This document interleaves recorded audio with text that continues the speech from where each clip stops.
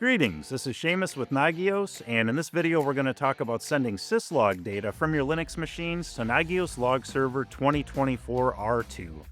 Having Syslog data at your fingertips is going to help you keep your Linux machines secured and running smoothly. Let's get started.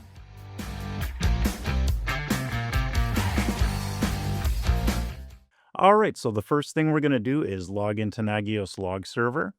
And here at the homepage, if you look at the top, you'll see plus add log source, a nice green button up here. We'll click that, and this will give you access to all of the built-in setup guides. And so to add syslog data from a Linux machine, of course, we'll click the Linux option.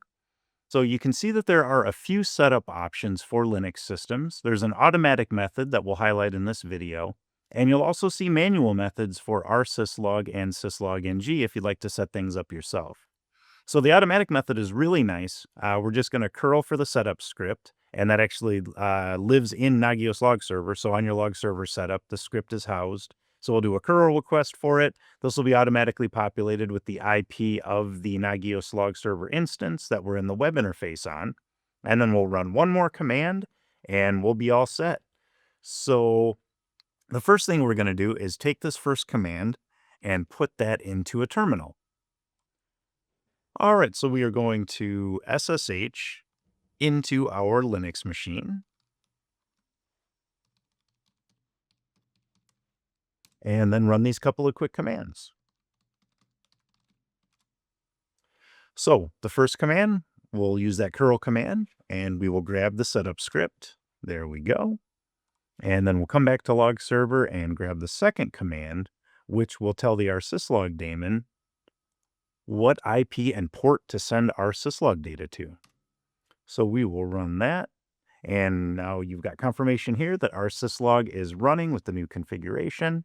And now we'll jump over to Nagios Log Server and confirm that we've got logs coming in from this Linux machine. And you can see it's real handy right at the bottom of all of the setup guides. You've got a way to verify incoming logs. So we will put in the IP address of that system, and we can see that in just that few seconds, we've already got 46 logs coming in. There is another way that you could check too. If you want to bounce over to your dashboards, you could just do a real quick search in the Nagios Log Server search dashboard that pops up by default if you'd like to, for host.ip:, and the IP of that machine. And there we go. We can see that we've got logs coming in, and even if we go down to the last 5 minutes, we can see that the stream of logs has just started and they're still coming in.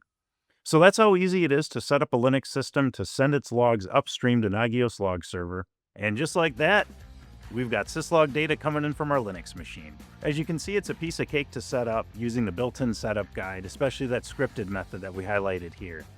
We hope this video was useful for you, and that you'll check out our YouTube channel where there's tons of other great training and tutorial content.